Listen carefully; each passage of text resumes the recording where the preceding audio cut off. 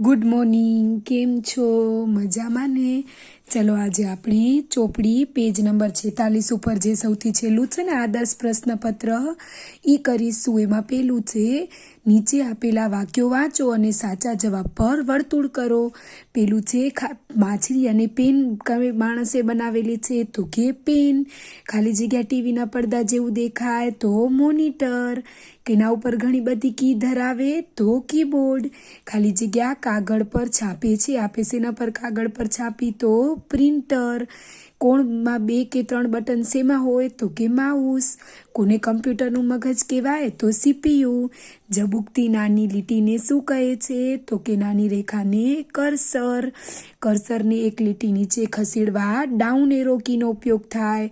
અક્ષરોને કેપિટલમાં type કરવા caps લોક. પછી ખાલી જગ્યાને જગ્યા છોડવા માટે તો સ્પેસ બાર. ખાલી જગ્યા એ કુદરતી ચીજ છે તો વૃક્ષ, અને કમ્પ્યુટર એક યંત્ર છે. ચિત્ર જુઓ અને ખાલી જગ્યા પૂરો. આ શું દેખાય છે? તો કે મોનિટર. આ માઉસ.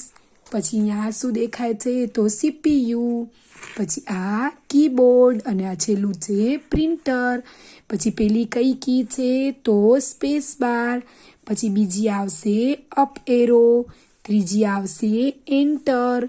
ચોથી કેપ્સ લોક. પછી પાંચમી થશે લેફ્ટ એરો. પછી થશે આ લેટર કી.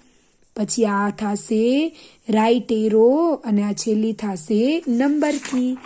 ચલો છેલ્લું શું છે? કમ્પ્યુટર સુધી પહોંચવા તમે માઉસને મદદ કરી શકશો? તો કે હા.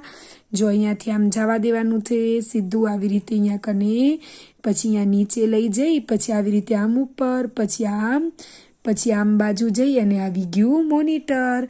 આ બધાએ આની અંદર પૂરું કરી લેવાનું છે.